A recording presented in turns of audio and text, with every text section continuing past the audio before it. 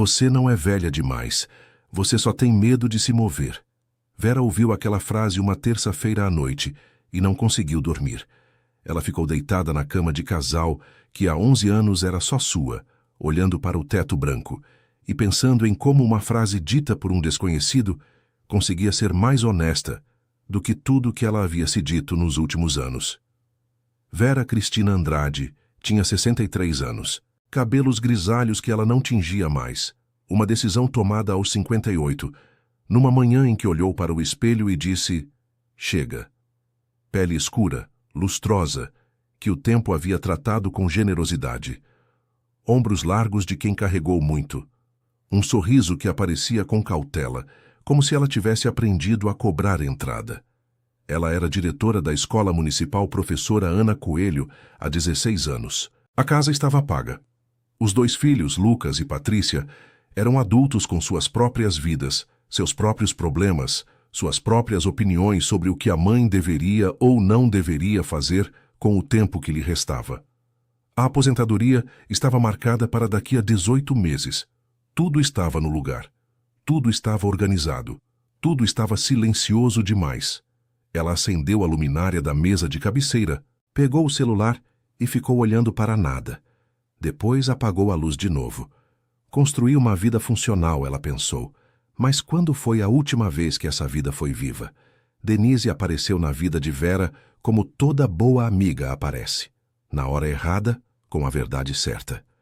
Elas se conheceram 23 anos atrás numa reunião de pais da escola, onde Vera já era coordenadora pedagógica.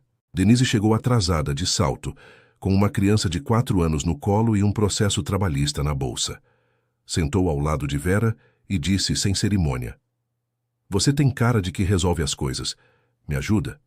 Viraram amigas na semana seguinte. Agora, no sábado de manhã, Denise estava sentada na cozinha de Vera com uma xícara de café na mão e um olhar que Vera reconhecia muito bem. Você está virando uma estátua, Vera. Denise disse isso sem preâmbulo, como quem comenta o tempo. Estou descansando. Vera não levantou os olhos da tigela de frutas que cortava. Trabalhei a semana toda. Você trabalha a semana toda há 30 anos. Não é isso. É que você parou de querer qualquer coisa fora do trabalho. Denise pousou a xícara. Quando foi a última vez que você fez algo só porque quis? Não por obrigação, não por responsabilidade. Só porque você quis?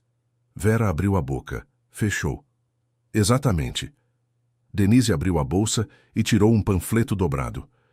Tem uma academia de dança que abriu no bairro. Aulas para adultos. Sem pressão, sem competição. A professora disse que a turma da noite é quase toda de pessoas acima dos 50. Eu não danço. Você dançava muito bem antes de se casar com o Renato. O nome caiu na cozinha como um objeto pesado.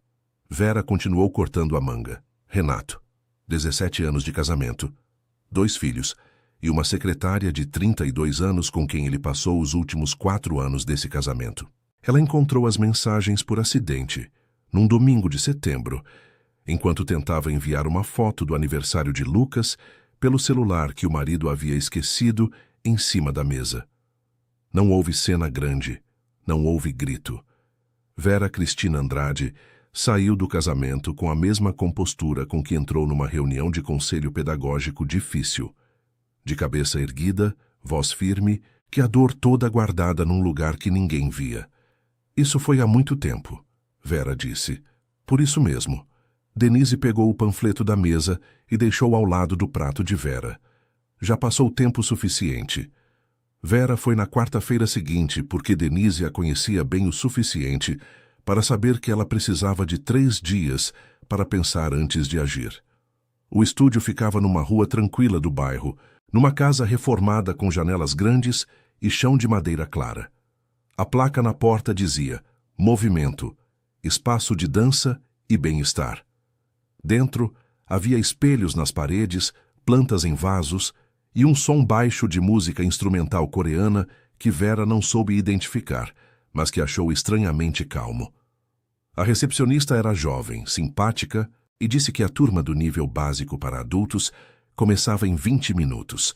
Vera sentou numa cadeira perto da entrada e ficou observando. Foi quando ele entrou. Não entrou anunciado.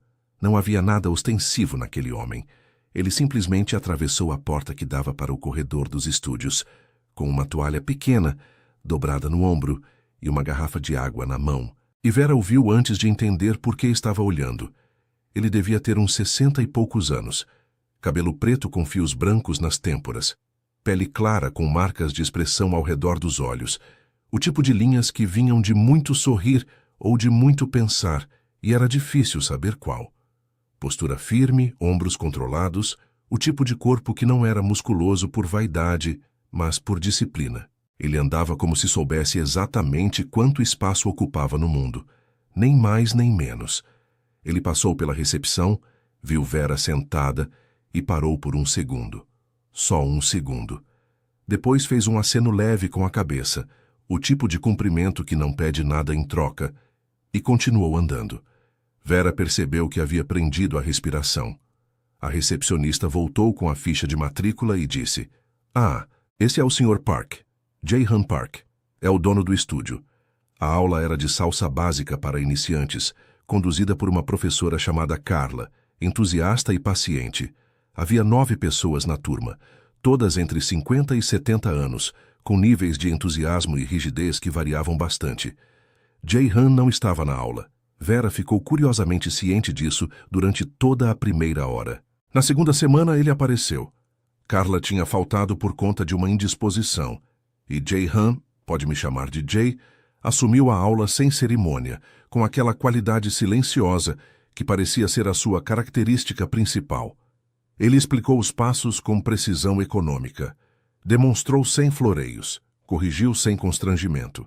Quando chegou o momento de praticar em pares e metade da turma ficou sem par, ele olhou para a roda e seus olhos pararam em Vera. "Você aceita?" Ele perguntou, em português com sotaque suave, quase imperceptível. Ela queria dizer não. "Sim," ela disse. A mão dele no seu era firme, não apertada. Ele guiava com presença, não com força. Havia uma diferença que ela só conseguiu nomear mais tarde, quando estava no carro de volta para casa, e tentava entender por que o peito ainda estava aquecido. Guiar com força é uma exigência. Guiar com presença é um convite. Ela errou o passo 3 vezes. "Não olha para os pés," ele disse. "Você já sabe onde os pés estão. Olha para frente." "Não sei para onde estão indo." "Por isso você segue a condução." Uma pausa. É preciso confiar antes de saber o destino. Vera o encarou. Ele tinha os olhos escuros, atentos, sem a pressa que a maioria das pessoas colocava no rosto quando falavam com ela. Ela não respondeu, mas na terceira tentativa não errou mais o passo. Na quinta-feira seguinte, Vera acordou às 5h40 da manhã, 15 minutos antes do alarme, e ficou deitada sabendo que não ia dormir mais. Havia algo diferente. Uma leveza estranha no peito, como quando uma janela que estava fechada há muito tempo é aberta, e o ar que entra é frio demais para ser confortável, mas bom demais para ser fechado de novo. Ela estava pensando nele, não de forma dramática, não como adolescente, mas pensando, no jeito que ele havia corrigido sua postura com 2 dedos no ombro, direto e sem desculpas. No sotaque leve quando ele contava o tempo da música. Em como ele havia sorrido só um pouco, quando ela finalmente acertou a sequência inteira, e como aquele sorriso parecia uma coisa que ele não distribuía facilmente. Vera levantou, foi para a cozinha e ficou olhando para o jardim enquanto o café passava. "Você está ficando boba," ela disse para si mesma. Mas foi ao estúdio na semana seguinte mesmo assim. As semanas passaram e as aulas continuaram. E entre os passos e a música, as conversas foram se construindo, primeiro sobre dança, depois sobre outras coisas, com aquela naturalidade que às vezes acontece entre pessoas que já viveram o suficiente para não precisar de pretextos. Vera soube que ele era coreano, que havia se mudado para o Brasil há 12 anos após a morte da esposa. Câncer, ele disse sem drama, como quem já fez as pazes com uma palavra que um dia o destruiu. Ela adorava dançar. Eu aprendi para entendê-la melhor, quando já era tarde demais para ela ver isso. Abriu o estúdio como uma forma de continuar aquilo que ela havia amado. Vera ouviu isso e sentiu algo apertar no peito. Ela contou sobre Renato em partes, como se fosse uma história que ela ainda estava aprendendo a contar sem envergonhar. A traição, a saída, os 11 anos de silêncio voluntário depois disso. Não foi vergonha, ela disse. Eu simplesmente decidi que não ia mais colocar minha paz em risco por ninguém. Isso não é paz, Jae-han disse sem crueldade. É proteção. Qual é a diferença? Paz é quando você não precisa mais se defender. Proteção é quando você ainda tem medo do ataque. Vera ficou em silêncio por um bom tempo. Você é direto. Você também é, ele disse. Só que com os outros, não com você mesma. Lucas ligou numa quarta-feira à noite. 36 anos, gerente de logística, a voz prática e levemente preocupada. Mãe, a Patrícia me contou que você está indo a um estúdio de dança toda semana. Estou. Com um coreano. Ele é o dono do estúdio, Lucas. Mãe. Uma pausa estratégica. A gente só quer ter certeza de que você está bem. Pessoas assim, às vezes, se aproveitam de mulheres mais velhas que estão sozinhas. Vera sentiu o cansaço antes da raiva. Pessoas assim. Você quer dizer estrangeiros. Quero dizer pessoas que a gente não conhece. Vocês não conhecem nenhum dos meus colegas da escola também, ela disse. E eu tenho 63 anos. Construí uma carreira, criei 2 filhos, paguei uma casa, atravessei um casamento e um divórcio com a cabeça no lugar. Uma pausa. Eu não sou frágil, meu filho. Eu sou só sua mãe fazendo uma aula de dança. Silêncio na linha. É que a gente se preocupa. Eu sei. Vera suavizou a voz. Mas cuidar de mim não é trabalho de vocês. É trabalho meu. Depois que desligou, ficou sentada no sofá por um tempo, pensando nessa última frase. Cuidar de mim é trabalho meu. Será que ela havia feito esse trabalho?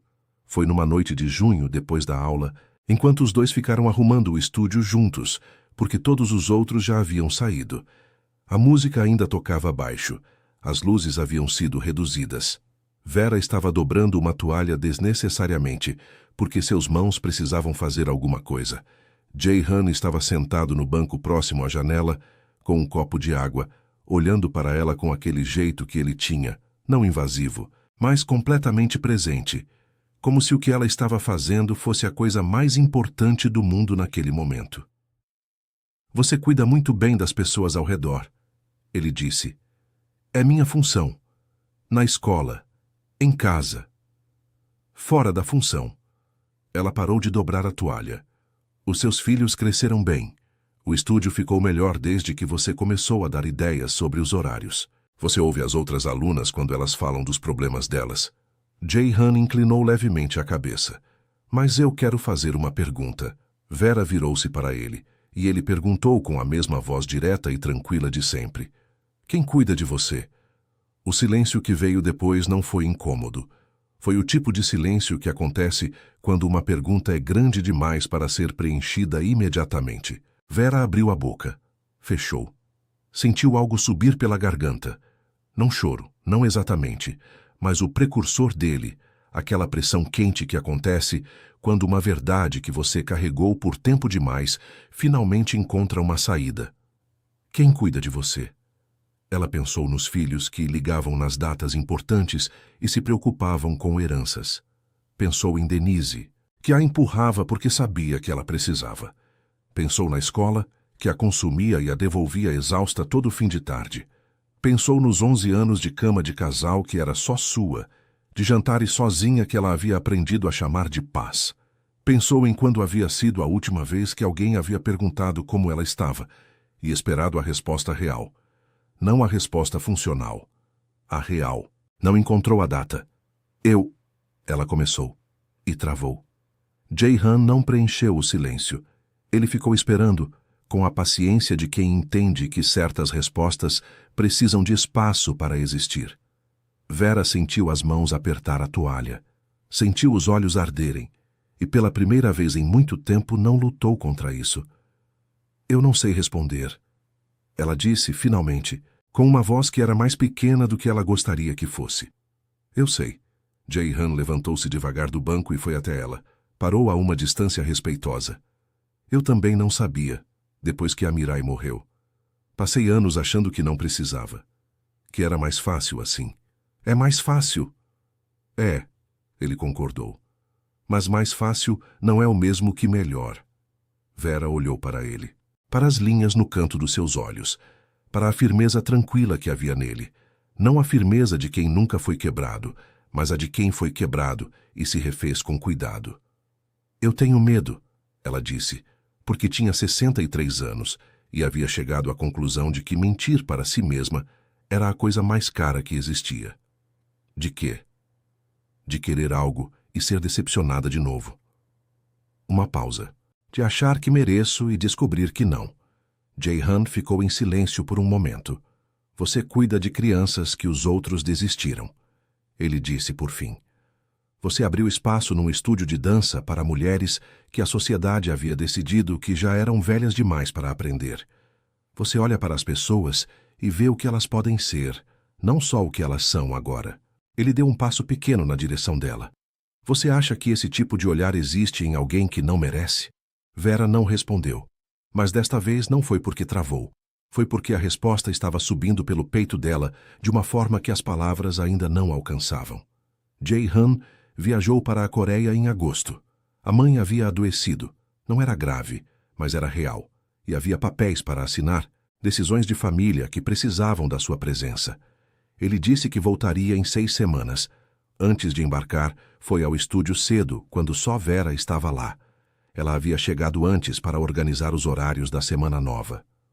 Posso pedir uma coisa? Ele disse. Pode. Cuide do estúdio enquanto estou fora. Vera olhou para ele. Não da manutenção, ele acrescentou. A Carla e a equipe cuidam disso, mas do espírito do lugar. Você sabe o que esse espaço pode ser. Uma pausa. Você já sabia antes de mim. Ela ficou com aquilo depois que ele foi embora. E então começou a trabalhar.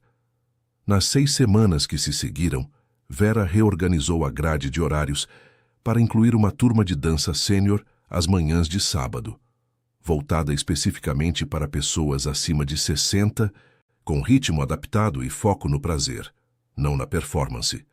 Criou uma tarde de encontro mensal que chamou de Movimento e Memória, onde os alunos traziam músicas que marcaram suas vidas e dançavam até elas. Colocou em cada espelho uma frase discreta, impressa em papel simples. Você não é tarde demais. Você só chegou na hora certa. O estúdio encheu, não da noite para o dia, mas encheu. Com mulheres de cabelos brancos que vinham pela primeira vez numa academia desde os 40. Com homens aposentados que haviam sido convencidos pelas esposas e descobriam que gostavam. Com pessoas que haviam passado a vida inteira achando que o corpo era apenas uma ferramenta de trabalho. E agora descobriam que ele também sabia celebrar. Vera observava tudo isso de um canto, às vezes, com um café na mão. E sentia algo que levou algumas semanas para nomear. Sentia-se inteira. Ele voltou numa quinta-feira, quando a turma da manhã ainda estava terminando. Vera estava de costas para a entrada, ajudando uma aluna de 71 anos a memorizar a sequência do bolero básico, quando ouviu a porta do estúdio abrir e sentiu, sem ver, que era ele. Virou-se devagar. Jae-han estava parado na entrada, com uma mala de mão ao lado e o casaco ainda no braço, como se tivesse vindo direto do aeroporto. Ele olhou para o estúdio, para as pessoas dançando, para as frases nos espelhos, para a luz que entrava pelas janelas abertas, e ficou parado por um momento que era mais longo do que a palavra momento consegue descrever. Depois olhou para Vera, e o que havia no rosto dele não era surpresa, era reconhecimento. Ela caminhou até ele sem pressa. A turma continuou dançando ao fundo. Como estava sua mãe? Ela perguntou. Bem, recuperou, ele disse. Os olhos ainda percorriam o estúdio. Você fez tudo isso? A equipe ajudou. Mas a ideia foi sua, ela não negou. Jae-han olhou para ela por um longo momento. Então, sem cerimônia, sem drama, estendeu a mão. A mesma mão que havia guiado os passos dela meses atrás, naquela primeira aula, naquela primeira tarde. Dança comigo? A música que tocava era lenta. Um bolero antigo que Vera conhecia da infância, da casa da avó, de uma tarde que cheirava a chuva e feijão no fogo. Ela olhou para a mão estendida, e percebeu que a pergunta que ele havia feito semanas atrás, quem cuida de você? Não havia sido uma acusação. Havia sido um convite. O tipo de convite que não exige resposta imediata, que não tem prazo, que só pede que a pessoa chegue quando estiver pronta. Vera Cristina Andrade, 63 anos, diretora de escola, mulher que havia construído uma vida inteira com as próprias mãos, mulher que havia sobrevivido a uma traição e a 11 anos de silêncio voluntário, e a todas as manhãs em que acordou sozinha e decidiu que estava bem do mesmo jeito, colocou a mão na mão dele. Não respondeu com palavras, respondeu ficando. E pela primeira vez em muito tempo, talvez desde antes do casamento, desde antes de aprender que ser forte significava não precisar de nada, ela deixou ser conduzida. Não como alguém que não sabe para onde vai, mas como alguém que decidiu confiar no trajeto. A dança era simples, os passos básicos, a música velha, mas o que havia entre os dois corpos se movendo juntos no centro daquele estúdio era algo que nem o tempo nem a dor haviam conseguido acabar de vez com nenhum dos dois. A capacidade de querer, a coragem de permitir. Ao redor deles, as outras pessoas dançavam sem perceber que algo havia começado. Ou talvez percebessem. Talvez a mulher de 71 anos que havia aprendido o bolero naquela manhã soubesse muito bem o que era aquele tipo de dança. E continuassem, com a delicadeza de quem entende que certas coisas não precisam de testemunho para serem reais. Vera fechou os olhos por um instante. Sentiu a mão dele firme na sua. Sentiu o ombro dele sólido sob a palma. Sentiu, pela primeira vez em muito tempo, que não estava carregando o peso de ficar de pé sozinha. Alguém estava lá, e ela havia ficado. Fugir do amor é mais fácil do que admitir que ainda se deseja ser amada. Mas Vera Cristina Andrade, aos 63 anos, finalmente parou de fugir. Não porque ficou sem fôlego, porque decidiu que já havia corrido o suficiente.